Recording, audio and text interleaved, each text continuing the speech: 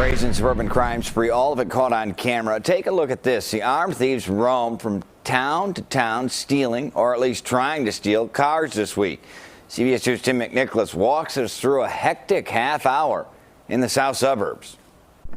Little chocolate-covered strawberries. For Carly and Stephanie Pearson, Little turkeys. this is a Thanksgiving to remember, just not for the right reasons. It's probably the worst Thanksgiving on record. It's just terrible. I am incredibly upset that I'm not with the rest of my family. The mom and daughter have this group of thieves to thank for that.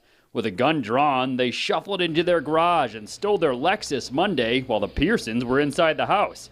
Stephanie planned to drive that car to Virginia this week to celebrate Thanksgiving at her other daughter's new home. 3:20 in the afternoon. To think that someone's going to enter your garage and take your car was unbelievable. And police say Pearsons isn't the only car that group stole Monday. We gathered home security video from 3 different suburbs to piece together a brazen, broad daylight crime spree that lasted at least a half hour. It's very scary, actually. It all started outside Diane Vukanich's house in Orland Park. Her camera shows someone hop out of a gray Dodge Durango around 2:48. They can't open her car, so they steal a black Jeep from next door, which the group ditched a couple blocks away after stealing a purse from the car. When we saw the footage from the Lamont incident, we realized that they had a gun. The Lamont video shows someone hop out of that same Dodge Durango around 3:08. They run up a driveway holding what looks like a gun. Police say the thieves were not able to steal any cars in Lamont. 10 minutes later, the Dodge Durango is in Homer Glen, where the group scopes out a garage before moving on. And just 1 minute later, they show up at the Pearsons' house and steal the Lexus. Angry at first, devastated. Stephanie says she'd left her keys in the car because she thought the garage door was closed. Now the mom and daughter will have to settle for a FaceTime with their family in Virginia. Thank goodness I have a friend that's a really good cook, so I'll be going there. No surprise here, but police believe the Dodge Durango that group is driving around is also stolen. Tim McNicholas, CBS 2 News. Orland Park police are investigating whether that same group may have stolen a purse and a gym bag from a parked car just yesterday. That happened near Pine Street and Carefree Avenue. A witness said one of the thieves had a gun. Okay, people, you saw the video. Some people got their car stolen. Very unfortunate situation. Here's the deal. There's 2 things I want you guys to take away from all of this. Thing number 1, I am not at all trying to insinuate that this young lady, the young girl that you saw in the video, I'm not going to try and insinuate that she had anything to do with what went on. But I will share a story from my childhood to kind of give you guys a little bit of insight as to how I'm thinking about this. When I was a kid, I was in high school, and on more than one occasion, we had a person who lived on, let's say, the upper crust side of town. They might have been dating somebody who was from the lower crust side of town, and maybe somebody throws a party, and all of a sudden these kids from the other side of town go to that side of town. They start seeing some stuff. They enjoy themselves at the party, but then maybe 2 weeks, 3 weeks later, there's robberies and break-ins on that side of town. As it turns out, some girl threw a party at her house, and this, like I said, more than one occasion. A couple of girls throw a party over a course of time, and the guys that they were dating, turns out that the guys themselves weren't necessarily so bad, but their friends were bad people, and their friends took that opportunity to start casing the neighborhood, and eventually they ended up robbing that neighborhood, stealing cars and things of that nature. So I'm not trying to insinuate that that's what this girl did. I'm not trying to insinuate that that's the situation, but for you guys who have daughters who are dating and they're maybe in the high school range or maybe college, make sure, because I mentioned college because I don't know how old this girl is. Make sure that your daughters are dating higher caliber guys. That should be obvious. But also, if you don't know these guys and you don't know their friends, you don't know their parents, make sure that she's not bringing them around the house, right? You make yourself a target. You make everybody in your neighborhood a target. You don't know who those guys are. You don't know who their friends are. And especially if those guys are from a lower crust than yourself. You worked hard for the things that you have. You know, you're going to have to work hard to keep them. Everybody doesn't have a high set of morals. So there's that. Secondarily, make sure the women in your life, your wife, your daughter, your sister, your mom, even, you know, if you're living in a condominium or you're living in a housing location like that, even some of the other women who live around you, make sure those women know how to anticipate the blitz. And what I mean is, you saw in this situation that these guys just rolled up into this neighborhood, hopped out of a car, and started trying to open doors until they found a car that was open. They get to the first car, it's not open. They immediately go to the next car, it's open. Now, I don't know why that car was open, but it was. Presumably, that woman in the house left the keys in the purse. Like the news reporter said, they stole the car and they ditched it like a block or so away after they stole the purse.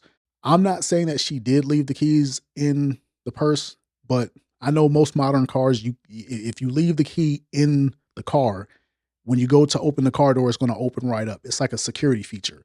That's how my car is. So I'm just going to assume that this woman may have left that key in the purse that was in the car. A lot of times women, they get comfortable at home. They get comfortable in their own neighborhood, which you should be comfortable at home. You should be comfortable in your neighborhood.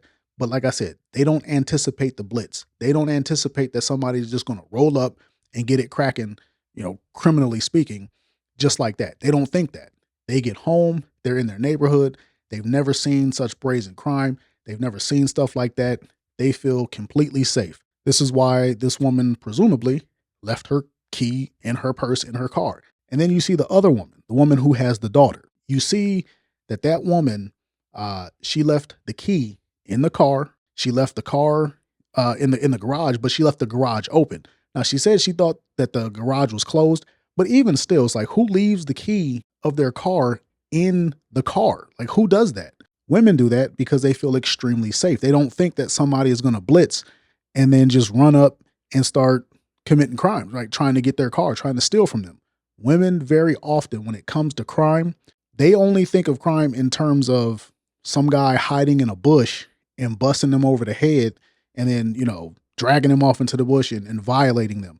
They don't necessarily think of crime from the standpoint of, you know, stolen cars and, you know, home invasions and stuff like that. Men do. Women kind of don't. Like, maybe if they're living in an apartment complex, yeah. But overall, if you were to check the stats, you would see most cars that get stolen, if they're higher end cars, it might be a man's car. It's mostly men's car, but just cars overall, it's mostly women's car because they don't anticipate that somebody is watching them, encasing their neighborhood or watching them as they go to the store and, you know, planning to steal their car. They don't anticipate stuff like that. And if you ask the police, a lot of cars get stole simply because the person doesn't lock the door. And a lot of times women just don't lock their doors, right? So like I said, I don't advise that you get involved in other people's affairs and you try to save people and stuff like that. But if you live in like a housing area like that, like you actually own a home, right? You have your own home, a yard, and a garage. If you see that there are women who like leave their car doors unlocked, which I'm not really sure how you would know, unless you watch them come home, they close their door and you never hear the alarm go off, like the alarm arm itself. Or if you see that there are people in general who just leave their garage door open, you might want to tell those people, hey man, I had somebody try to break in my house. You might want to close your garage door. You know, you might just want to introduce yourself. Like when I'm walking around my neighborhood and I'm getting my steps, I see people who leave their garage door open. And there might be a myriad of reasons that they do that. And it's not necessarily my business. But if I'm walking around every day getting my steps and I see the same 5, 6, 7 houses that leave their garage door open, there's sometimes a car there, there's sometimes not a car there. If I'm a criminal, guess what? I can take a mental note of that and say, okay, at this point in time, the car is there. At this point in time, the car isn't there. But either way, the house is open, potentially, right? And like I said, anticipate the blitz. These people rolled up with guns and masks, like they were ready to lay people down. They were ready to end people's lives in pursuit of stealing your car or potentially robbing your house, right? So you might need to tell people like, hey man, somebody like, and you just make up a story. Somebody tried to break into my house. You might want to start keeping your garage down, right? Because if your neighbor is an easy target, guess what? You become a target by proxy. So I'm not going to beat this into the dirt. I really just want you guys to understand that a lot of times women kind of just make themselves easy targets, and then you get sucked into that because you're right next to them. You live in their same neighborhood.